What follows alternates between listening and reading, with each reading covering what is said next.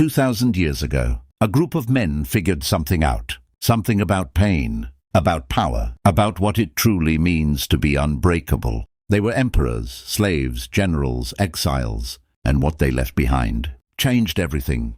This is Wisdom of the Stoics, the channel where ancient philosophy meets modern life, where the timeless teachings of Marcus Aurelius, Epictetus, and Seneca become tools you can use today. Not in a library, not in a lecture hall, in your life, in your decisions, in who you choose to become. Every week we go deep into the habits, the mindsets, and the disciplines that separate the men the world forgets from the men the world remembers. If you're here because you want more clarity, more strength, more respect, more purpose, you're exactly where you need to be. Welcome. There is a man you know. He is intelligent, he works hard, he shows up, and yet no one truly respects him. People smile at him in meetings, then ignore his ideas. His words land in empty air. His presence carries no weight. And the most painful part, he has no idea why. What if I told you the reason has nothing to do with his intelligence, his talent, or his success? What if the habits he performs every single day, habits so ordinary he doesn't even notice them, are silently destroying the respect he has spent his entire life trying to earn? Today, we're going to talk about 7 habits that destroy your respect, and what the ancient Stoics discovered about the kind of man the world cannot help but honor. Stay with me, because by the end of this video, you will never look at your own daily behavior the same way again. Over 2,000 years ago, in the ancient world of Greece and Rome, a group of thinkers wrestled with one of the most enduring questions of human existence. What makes a man worthy of respect? Not admiration, not envy, not fear. Respect. The deep, quiet, unspoken acknowledgement that this person is different. This person has something most people don't. The Stoics, Marcus Aurelius, Epictetus, Seneca, they didn't just philosophize about this in libraries. Marcus Aurelius was the most powerful man in the known world. He commanded armies. He governed millions. And in the private pages of his meditations, a journal never meant to be published, he wrote with brutal honesty about his own failures, his own temptations, his own struggle to become worthy of the position life had placed him in. Epictetus was a slave. He owned nothing. He controlled nothing, not even his own body. And yet the men who studied under him, senators, generals, aristocrats, spoke of him with a reverence they didn't give their emperors. How? What did these men understand that most people in our modern world have completely forgotten? Here is what I believe, after years of studying their teachings. Respect is not built by what you achieve. Respect is built or destroyed by how you carry yourself every single day. And the habits we're about to explore, they are the silent killers, not dramatic failures, not public scandals, just small, everyday patterns of behavior that over time erode the invisible architecture of who you are in the eyes of others. Before we begin, if you've never subscribed to this channel and you're serious about building a better version of yourself through the wisdom of the Stoics, hit that subscribe button right now. There are thousands of people on this channel building the same thing you're building. You belong here. Now, let's get into it. Habit number 1, seeking approval from everyone. Let me paint you a picture. You're in a room. You say something, maybe a thought, an opinion, a joke, and before the words are even finished leaving your mouth, your eyes are scanning the room. Did they laugh? Did they nod? Did they approve? If you've ever done this, and if you're honest with yourself, you probably have. You already understand this habit on a visceral level. And here is the brutal truth the Stoics understood.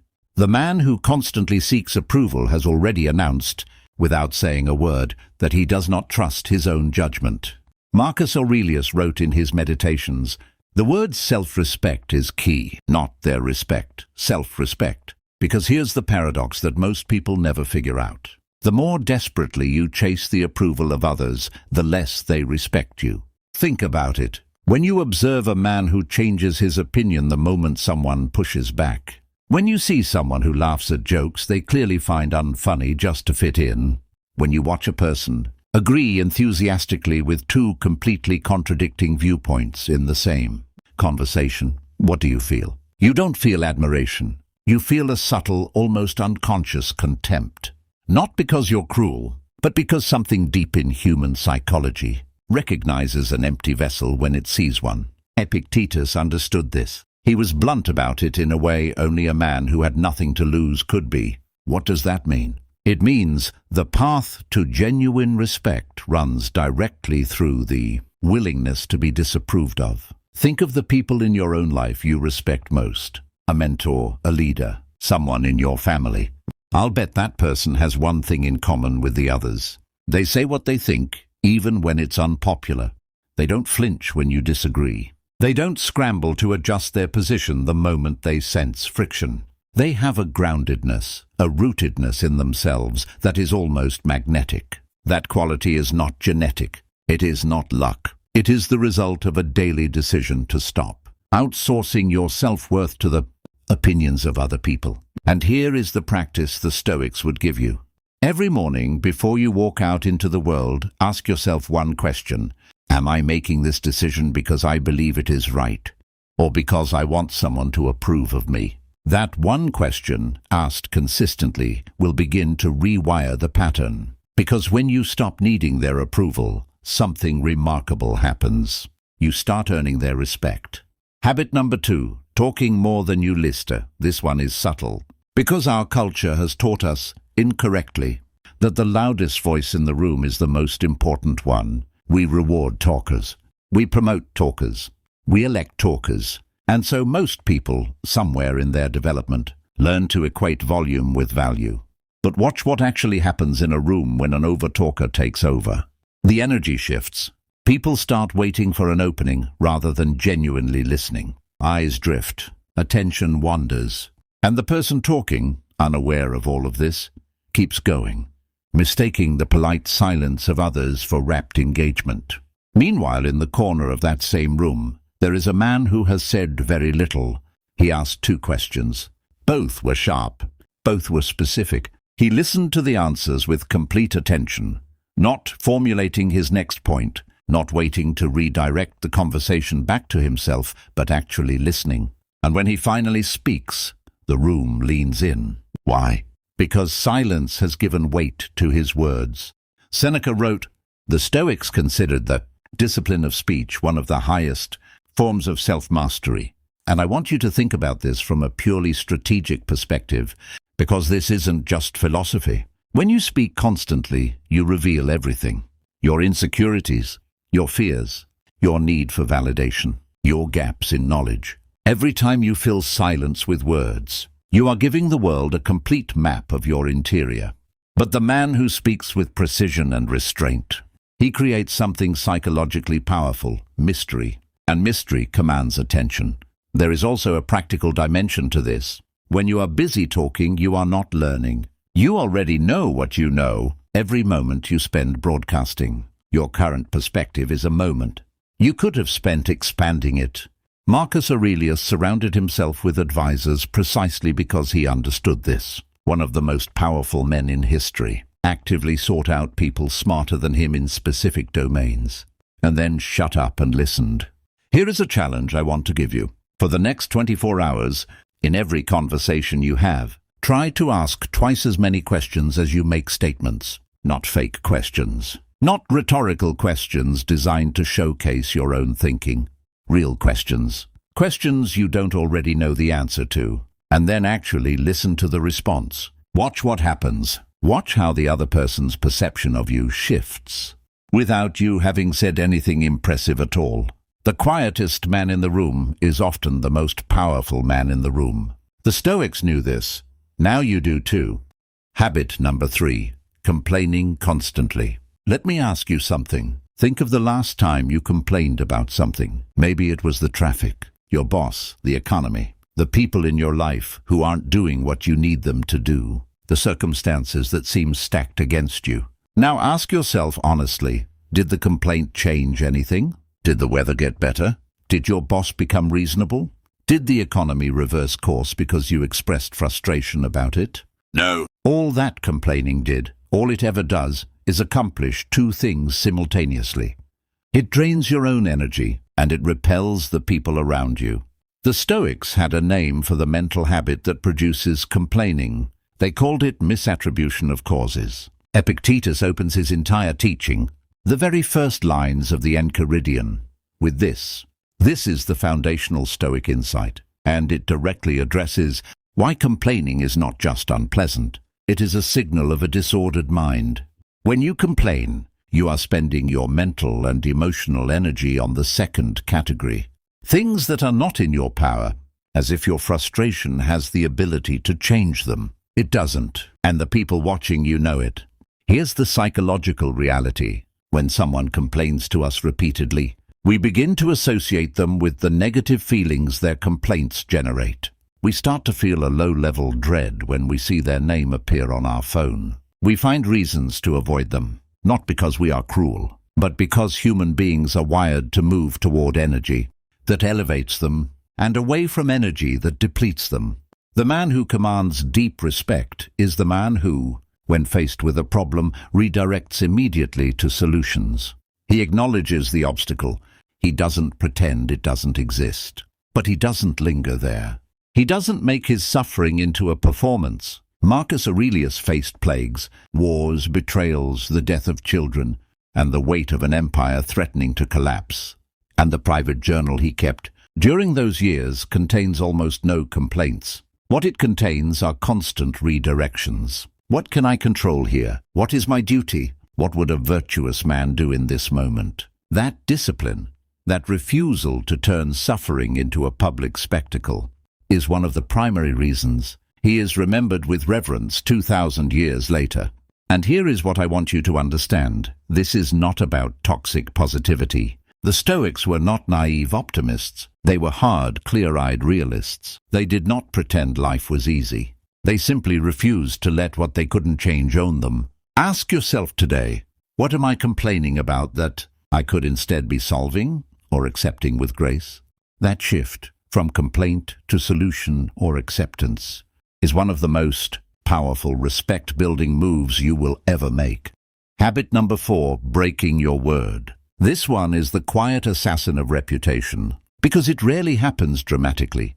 Nobody wakes up and decides, today I will become unreliable. It happens in small ways. A meeting you said you'd attend, but something came up. A promise you made but forgot. A deadline you agreed to, then quietly extended without telling anyone. Each individual instance seems minor, but every time you break your word, even in a small way, you are making a deposit into a very specific account in the minds of the people around you. The account that tracks whether you can be trusted. And trust, once it begins to erode, is extraordinarily difficult to rebuild. The Stoics understood integrity, not as an external performance of virtue, but as an internal alignment between what you say and what you do. They called it logos, the internal rational order that governed a disciplined life. Marcus Aurelius wrote, notice what that means. Not just do good things, not just say true things, but to align doing and saying so completely that there is no gap between them. The man the world respects is the man whose word is currency. When he says he'll be there, he's there. When he commits to something, it gets done. When he tells you he'll handle it, you stop worrying about it. That kind of reliability is rare, and precisely because it is rare, it is worth more than almost any other quality a person can possess. Think about your most trusted friend, your most respected colleague, the mentor who changed your life. I guarantee that one of the things that made them stand out, one of the things that made you willing to give them access to your time, your problems, your trust, was this. They did what they said they would do. Now think about the opposite. Think about someone in your life who consistently overpromises and underdelivers, who says definitely and means maybe, who confirms plans and then cancels. What is your actual level of respect for that person? Here is the Stoic practice. Commit less. Follow through on everything you commit to. It is better to underpromise and overdeliver than to be a man whose word means nothing. And if you realize you have been unreliable, start now. Not with grand declarations, with one small promise kept completely, then another, then another. Reliability is a reputation built one kept word at a time. Habit number 5. Reacting emotionally without control. Here is a scene most of us have lived through. You're in a conversation. Something is said, a criticism, a provocation, a piece of news that hits you the wrong way. And before your rational mind even has time to engage, you react. The voice gets louder. The words get sharper. The logic disappears. And for a few moments, you are not a composed, rational, intentional human being. You are a weather system, a collection of uncontrolled impulses wearing a man's body. And here's the thing about emotional explosions. The blast radius never stays where you aim it. The people who witness them, even if they sympathize with your frustration, always walk away with the same quiet thought. I can't fully trust this person under pressure. The Stoics spent more time on this subject than almost any other, because they understood that emotional reactivity is not a symptom of passion or strength. It is a symptom of slavery. Epictetus, remember, was a literal slave, and he said something astonishing. Think about the implications of that for a moment. You can have no chains on your wrists. You can have freedom of movement, freedom of choice, freedom of speech, and still be enslaved by your own unregulated emotions. Marcus Aurelius wrote about the pause, the gap between stimulus and response. He called it one of the most important disciplines a man could cultivate, because in that pause, between what happens to you and how you respond to it, lives your entire character. The man who pauses and responds with composure, even under genuine provocation, communicates something that no amount of words ever could. I am in control of myself, and therefore I can be trusted to be in control of other things. That is the essence of masculine authority. Not volume, not aggression, not dominance through force. Command through composure. And this is not about suppressing emotion. The Stoics were not emotionless. Marcus Aurelius grieved deeply. Seneca loved with intensity. Epictetus cared about his students with genuine warmth. The goal is not to feel nothing. The goal is to feel everything and still choose your response. Because the man who can be destabilized by words, by setbacks, by provocation, that man will always be at the mercy of the world.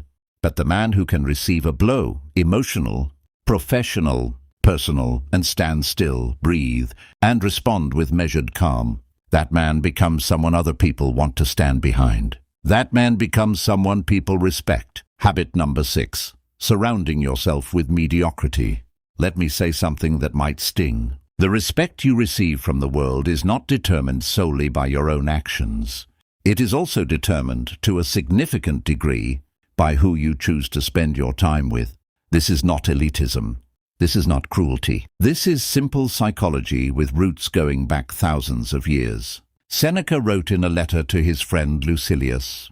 He went further than that. He warned explicitly that the wrong company doesn't just fail to elevate you. It actively contaminates you. He wrote about how we unconsciously absorb the habits, the standards, the ambitions, or the lack of ambitions, of the people we spend the most time with. Think about the last 5 people you spent the most time with this week. Are they building things? Are they growing? Are they honest with you in ways that challenge you to be better? Or are most of your conversations about complaints, other people's failures, cheap entertainment that leaves you feeling empty? There is no judgment here. Most of us have been there. I've been there.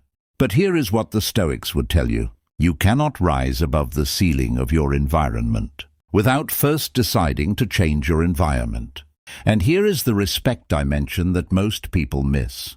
When you are known to associate primarily with people who are drifting, people with no standards, no drive, no discipline, the world begins to assume those qualities describe you too. Conversely, when you are known to keep company with people who are growing, building, contributing, improving, you inherit some of their reflected light, even before you've fully earned it yourself. Your social circle is not just a comfort zone. It is a reputation signal. Now, this does not mean abandoning every person who is struggling. Loyalty and compassion are Stoic virtues too. But there is a difference between lifting someone up and being pulled down by them. The question is not, do I care about these people? The question is, does the time I spend here make me more or less capable of becoming who I am meant to be? The answer to that question should determine how you allocate your most irreplaceable resource, your time. Habit number 7, the most important one. Living without purpose. Here is a test. If someone walked up to you right now and asked, "What are you building?" what would you say? Not "What is your job?" Not "What do you do for money?" But what are you building? What are you moving toward? What gets you up in the morning with the feeling that your existence today will mean something by tonight? If you hesitated, if there was no clear, immediate answer, this habit may be the root from which all the others grow. Because here is what the Stoics discovered.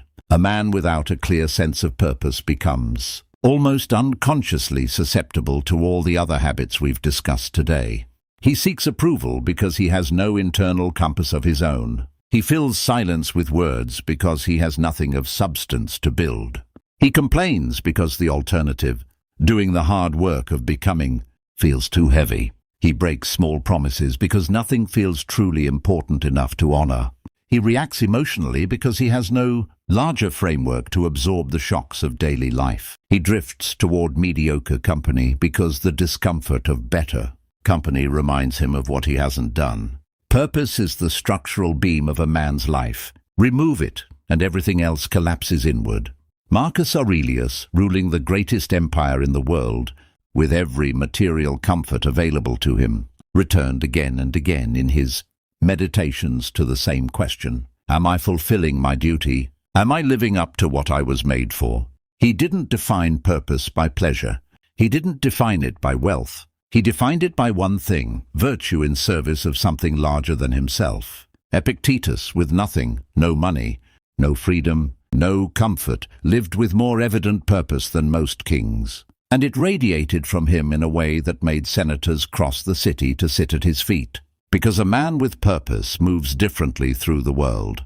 He doesn't scramble for validation, because he is already validated by his own alignment with his mission. He speaks sparingly because his energy is reserved for things that matter. He doesn't complain, because every obstacle is simply raw material for the man he is becoming. He keeps his word because his word is an extension of his purpose, and to break it would be to betray himself. He remains calm under pressure because he knows who he is and where he is going. He chooses better company because he can't afford the cost of people who are heading somewhere he doesn't want to go. The Stoics didn't believe purpose was discovered.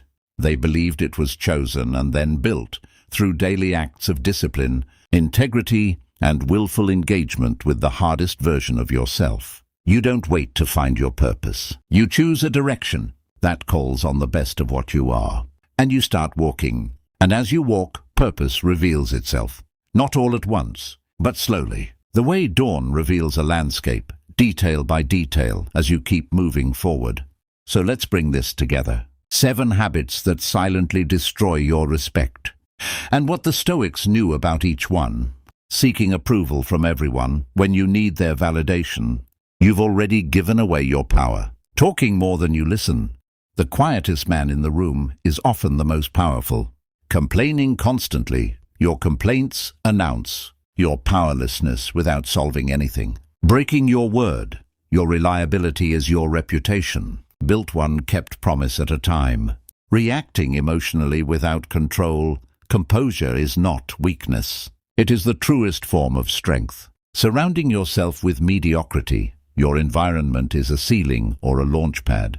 You choose. Living without purpose. Everything else flows from this. Build a life that answers the question, what are you moving toward? Here is what I want you to leave with today. Respect, real, deep, lasting respect is not something that other people give you. It is something you build day by day through the quality of your character. The Stoics didn't teach a philosophy you read about. They taught a philosophy you live in the small moments. The invisible choices, the moments no one sees, especially the moments no one sees, because that is where character is actually made. Marcus Aurelius wrote these words for no audience. He expected no one to ever read them. Not tomorrow. Not when circumstances change. Not when you feel ready. Now. In the next conversation you have. In the next decision you face. In the next moment you are tempted to react, to complain, to drift, to seek approval. Choose differently. And over time, not all at once, but over time, the world will notice. If this video gave you something to think about, something you're going to carry with you today, I'd love to know. Drop a comment below. Tell me, which of these 7 habits do you struggle with most? I read every comment, and I want to build this community around real conversations, not just passive watching. If you found this valuable, share it with someone who needs to hear it. One person you know who is fighting to become a better version of himself. That share might be the most meaningful thing you do today. And if you haven't subscribed yet, this channel exists for one reason: to bring you the ancient wisdom that the modern world has forgotten. Every week, no noise, just the real work. Subscribe and ring the bell so you never miss it. This has been Wisdom of the Stoics. I'll see you in the next one.